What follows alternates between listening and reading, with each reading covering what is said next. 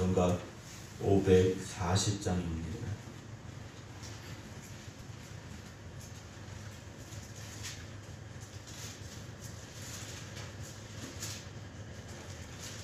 (540장) 찬송가 부르시겠습니다.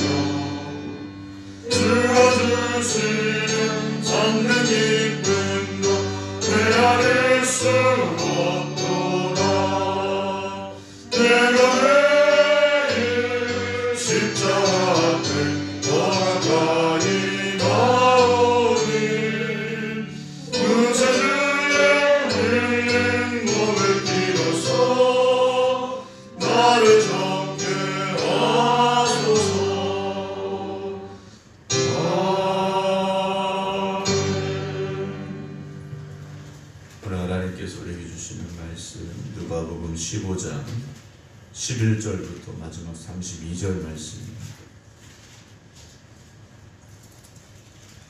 누가복음 15장 11절부터 마지막 32절까지의 말씀입니다. 또 이르시되 어떤 사람에게 두 아들이 있는데 그 둘째가 아버지에게 말하되 아버지여 재산 중에서 내게 돌아올 분깃을 내게 주소서 하는지라.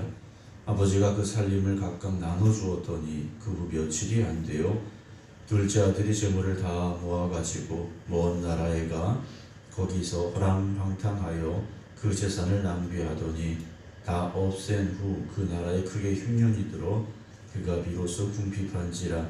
가서 그 나라 백성 중 한 사람에게 붙여 사니 그가 그를 들로 보내어 돼지를 치게 하였는데 그가 돼지 먹는 쥐염 열매로 배를 채우고자 하되 주는 자가 없는지라. 이에 스스로 돌이켜 이르되 내 아버지에게는 양식이 풍족한 품꾼이 얼마나 많은가. 나는 여기서 줄여 줍는구나. 내가 일어나 아버지께 가서 이르기를 아버지 내가 하늘과 아버지께 죄를 지었사오니 지금부터는 아버지의 아들이라 일컬음을 감당하지 못하겠나이다. 나를 품꾼의 하나로 보소서 하리라 하고 이에 일어나서 아버지께로 돌아가니라. 아직도 거리가 먼데 아버지가 그를 보고 측은히 여겨 달려가 목을 안고 입을 맞추니 아들이 이르되 아버지 내가 하늘과 아버지께 죄를 지었사오니 지금부터는 아버지의 아들이라 일컬음을 감당하지 못하겠나이다 하나 아버지는 종들에게 이르되 제일 좋은 옷을 내어다가 입히고 손에 가락지를 끼우고 발에 신을 신기라. 그리고 살찐 송아지를 끌어다가 잡으라. 우리가 먹고 즐기자. 이 내 아들은 죽었다가 다시 살아났으며 내가 잃었다가 다시 얻었노라 하니 그들이 즐거워하더라. 맏아들은 밭에 있다가 돌아와 집에 가까이 왔을 때 풍악과 춤추는 소리를 듣고 한 종을 불러 이 무슨 일인가 물은데 대답하되 당신의 동생이 돌아왔으며 당신의 아버지가 건강한 그를 다시 맞아들이게 됨으로 인하여 살찐 송아지를 잡았나이다 하니 그가 노하여 들어가고자 하지 아니하거늘 아버지가 나와서 권한대 아버지께 대답하여 이르되 내가 여러 해 아버지를 섬겨 명을 어김이 없거늘 내게는 염소 새끼라도 주어 나와 내 벗으로 즐기게 하신 일이 없더니 아버지의 살림을 창녀들과 함께 삼켜버린 이 아들이 돌아오매 이를 위하여 살찐 송아지를 잡으셨나이다.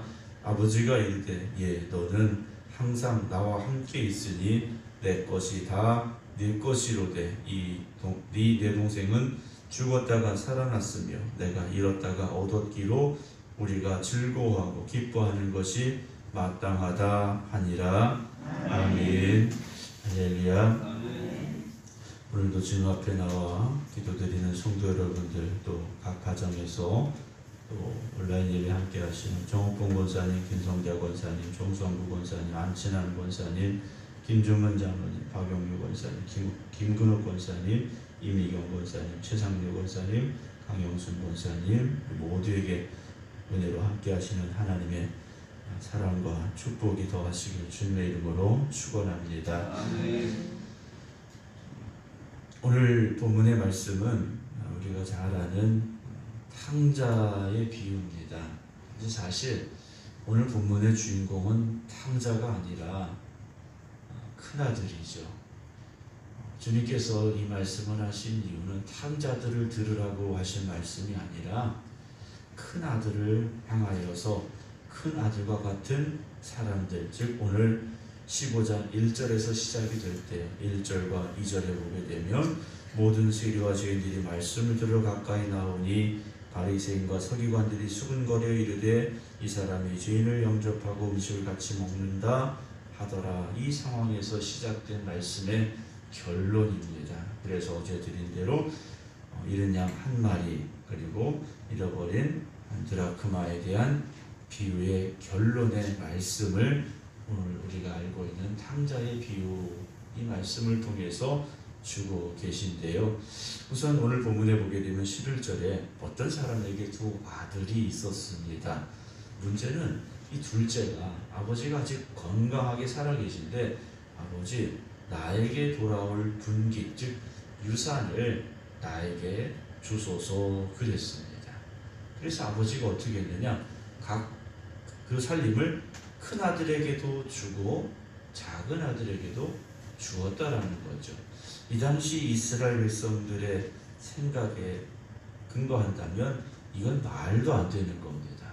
부모가 살아있을 때 유산을 나누어 줄 수 있는 것도 아니고 나누어 달라고 하는 것은 이건 사람이 아닌 겁니다.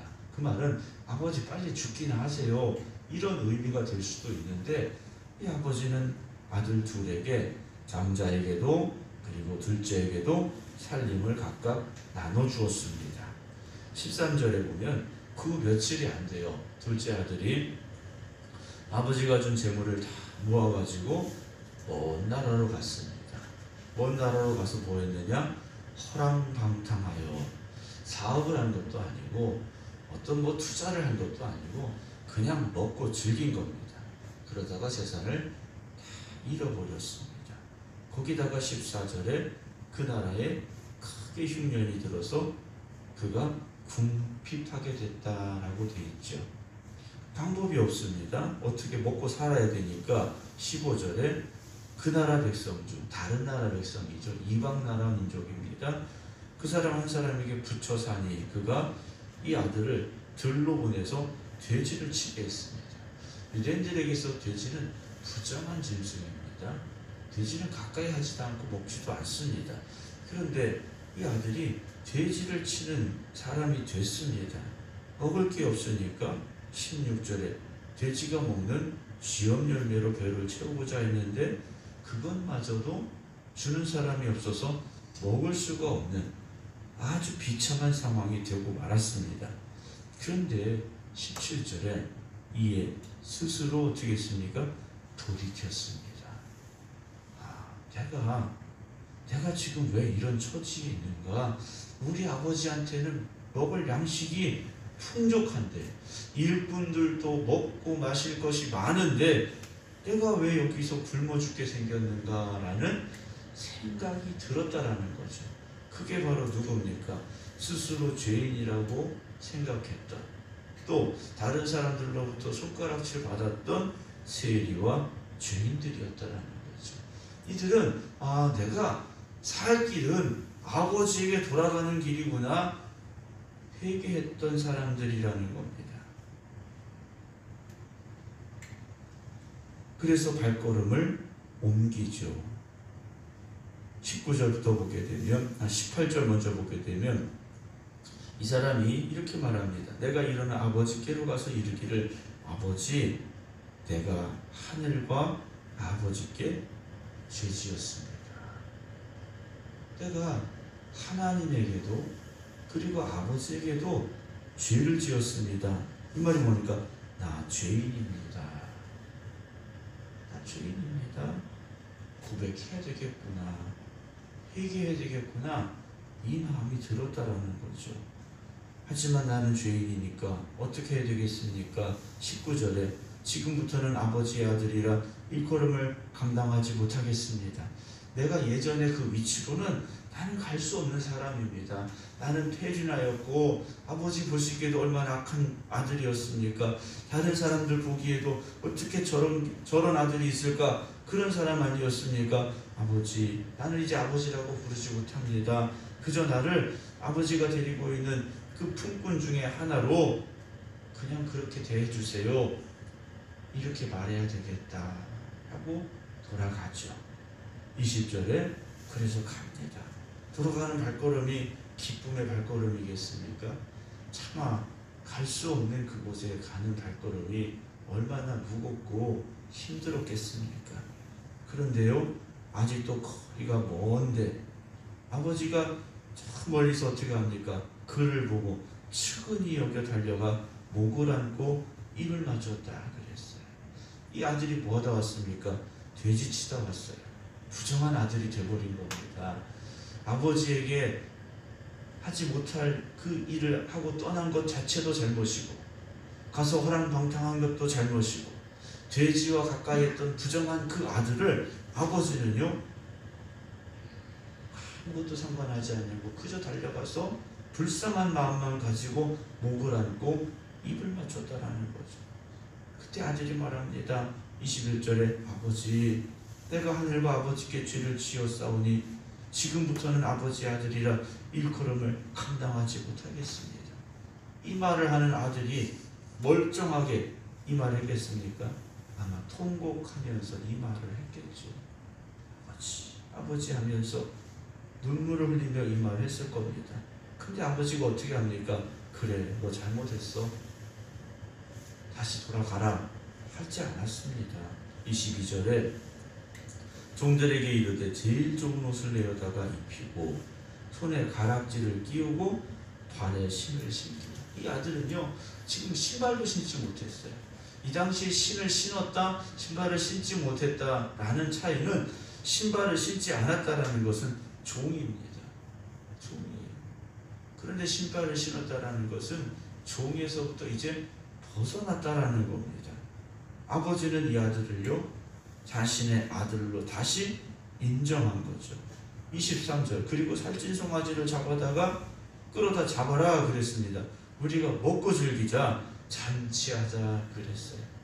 잔치하자. 왜냐하면 24절에 이 내 아들은 죽었다가 다시 살아났으며 내가 잃었다가 다시 얻었노라. 잃은 양 한 마리를 찾은 것처럼 잃어버린 한 드라크마를 찾은 것처럼 이 아버지는요 기쁨으로 이 아들을 맞아 들였다라는 거죠. 더군다나 이 아들은 죽었다가 다시 살아왔어요.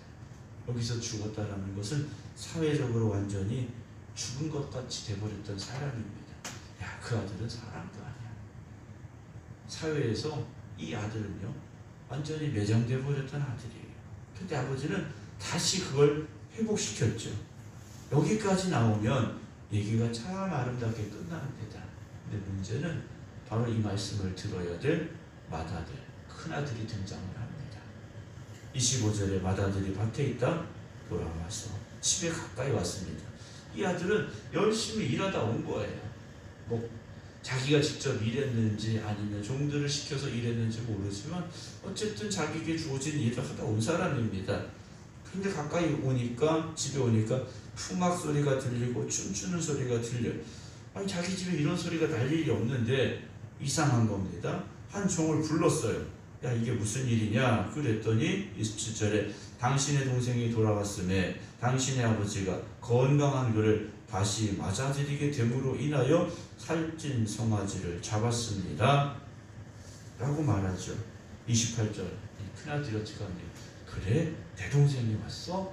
야, 어떻게 지내다 왔대? 고생은 얼마나 했대? 빨리 가보자. 이러지 않았습니다. 노하여 그랬어요. 화가 났어요. 그리고 들어가고자 하지 않았다 그랬어요. 누군가 이 소식을 아버지에게 가서 알렸습니다. 그랬더니 아버지가 나와서 들어가자 그래요. 29절에 이 아들이 아버지한테 뭐라고 말합니까? 내가 여러 해 아버지를 섬겨 명을 어김이 없거늘. 나 하나님, 나 아버지 말씀 다 잘 지켰습니다. 나 아버지 말씀 다 잘 지켰는데 내게는 염소 새끼라도 주어서 나와 내 벗으로 즐기게 하신 일이 없었지 않습니까? 아버지의 살림을 청년들과 함께 삼켜버린 이 아들이 돌아오며 이를 위하여 살찐 송아지 잡으셨지 않습니까? 아버지 이게 말이 됩니까? 아버지에게 따졌어요. 아버지가 말하죠. 예, 너는 항상 나와 함께 있으니 내 것이 다 네 것 아니냐? 이 내 동생은 죽었다가 살아났으면 내가 잃었다가 얻었기로 우리가 즐거워 기쁘는 것이 마땅하지 않니? 라고 말씀을 하십니다. 이 당시 바리새인들, 서기관들 자신은 큰아들이었어요. 주님이 찾으시는 사람은 큰아들이 아니라 잃어버린 이들이었다라는 것이죠. 이들의 말을 다시 보면 29절에 내가 여러 아버지를 섬겨 명이 어김이 없어. 하나님, 나 하나님 말씀대로 살았습니다. 율법 잘 지키며 살았습니다. 그럼 우리하고 잔치해야지. 아니 저런 세리와 창기와 죄인들하고 밥을 먹습니까? 이거 말도 안 됩니다. 라는 큰아들의 고백이라는 것이죠. 사랑하는 성도 여러분, 오늘 우리는 큰아들과 같은 사람일까 아니면 둘째와 같은 사람일까 한번 생각해 보기로 합니다. 저는 우리의 삶이 하나님 말씀대로 살아가는 큰아들과 같은 삶이 되어져야 되죠. 그러나 우리의 마음은 다시 돌아온 둘째와 같은 마음을 잃지 말아야 됩니다. 그 마음을 우리가 잃어버린 순간 우리는 오늘 본문에 아버지를 향하여 불평하고 비난하는 큰아들이 될 수밖에 없습니다. 교회는 의인들의 모임이 아니지 않습니까? 주님께서 건강한 자를 위해서 오신 것이 아니라 몸이 아픈 사람들을 치유하시고 버림받은 일을 회복시키기 위해서 이 땅에 오셨는데 우리가 그래서 여기 있다는 것을 잊지 말아야 되죠. 근데 우리는 어느 순간인가 내가 탕자였다라는 것을 잊어버리고 맏아들의 위치에서 다른 사람들을 보고 판단할 때가 있습니다. 영적으로 우리가 교만해지기 시작한다는 거죠. 그러나 늘 우리의 마음속에 정말 이 탕자와 같이 아버지께로 돌아갔던 그 발걸음을 잊지 아니하고 그 은혜를 잊지 아니하는 마음이 있기를 주님의 이름으로 축원합니다. 그래서 우리 교회가 그런 이들이 돌아오고 그런 이들이 회복되고 그런 이들이 치유되는 교회가 될 수 있기를 주님의 이름으로 축원합니다. 사실 목사인 저에게도 어느 순간 큰 아들과 같은 마음이 들 때가 있을지도 모릅니다. 그러나 오늘도 우리가 다시 한번 이 사순절 기간을 보내면서 그렇게까지 죽어가는 영혼을 살리시기 위해서 이 땅에 오신 독생자 예수 그리스도의 십자가의 은혜가, 또 예수 그리스도를 십자가에 죽기까지 우리를 사랑하실 수밖에 없는 하나님 아버지의 그 사랑이 우리 마음속에 깨달아지고 고백되어져서 정말 우리 교회가 누가 들어오든지 우리가 기쁨으로 그들을 맞이해주고 그들이 회복되어지고 하나님의 자녀로 거듭나는 귀한 교회가 되는 일에 우리가 큰아들과 같은 걸림돌이 아니라 나도 둘째였어, 나도 그런 탕자였어 라고 위로하고 그들을 품어 안아줄 수 있는 귀한 은혜가 있는 우리 교회가 되기를 주님의 이름으로 축원합니다. 기도하겠습니다. 하나님 아버지, 우리가 탕자와 같은 삶이었는데 우리를 품에 안아주시고 하나님의 자녀로서의 권세를 회복시켜 주시어서 오늘 여기까지 이렇게 왔음을 감사함으로 고백합니다. 그러나 어느 순간인가 우리의 마음속에 탕자였던 내 자신은 잊어버리고 첫째와 같은 마음을 가지고 살아가려 할 때가 있습니다. 주님, 우리가 깨닫게 하여 주시옵시고 주님의 마음을 가지고 그 마음을 닮아갈 수 있는 저희들 되게 하여 주시옵소서. 그래서 우리 생각교회가 죽어가는 영혼을 살리는 교회가 되게 하시고 탕자가 돌아와 회복되는 교회가 되게 하여 주시옵소서. 우리의 마음이 주님의 마음이 되게 하여 주시옵소서. 우리가 주님과 같은 사랑을 가지고 이 교회를 사랑하고 성도들을 사랑하고 이 지역을 섬길 수 있게 하여 주시옵소서. 오늘도 주님의 거룩한 날 이 새벽에 깨어 주님 말씀 듣게 하여 주시옵사오니 우리가 먼저 깨닫게 하시고 변화되게 하여 주시어서 우리 교회를 새롭게 또 이 지역을 새롭게 변화시키는 일에 쓰임받는 저희들 되게 하여 주시옵소서. 오늘도 주님 성전에 나와 예배드리는 모든 이들에게 하나님의 크신 은혜가 임할 줄로 믿습니다. 비록 탕자와 같을지라도 이 성전에 들어와서 회복되게 하여 주시옵시고 주님의 크신 사랑으로 인하여 우리가 거듭나고 새로워지는 복된 역사가 있게 하여 주시옵소서. 이제는 우리 주 예수 그리스도의 은혜와 아버지 하나님의 극진하신 사랑하심과 성령님의 감동 감화 교통하심에 오늘도 주님의 크신 은혜로 내가 여기까지 왔습니다. 감사함으로 고백하며 기도드리는 모든 성도들 위해 이제부터 영원토록 함께 하시기를 간절히 축원하옵나이다. 아멘.